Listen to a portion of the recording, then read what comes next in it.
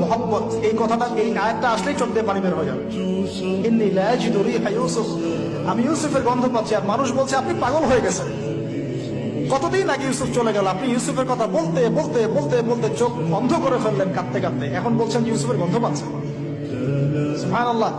তো সূরা ইউসুফ পিতা আর সন্তানের প্রেম কাহিনী, মহব্বতের কাহিনী, ট্র্যাজেডি লাইফের।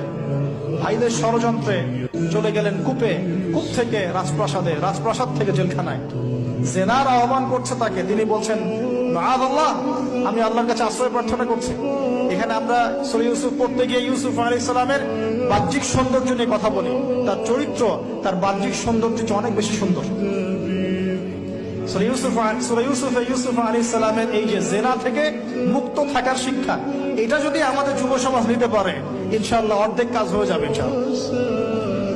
কত পার্সেন্ট যুবক আছে বলেন দেখি, একটু অনেস্টলি বলেন, সূরা ইউসুফ আলাইহিস সালামের মতো এরকম তাকওয়া, পরহেজগারিতা, জেনা মুক্ত জীবন যাপন করতে পারে? আমরা তো আরো ইচ্ছা করে প্রেম করি, অ্যাফেয়ার করি, রেপ করি, এই করি সেই করি। আর তাকে অফার করা হচ্ছে সম্ভ্রান্ত পরিবারের একজন রাজার স্ত্রী।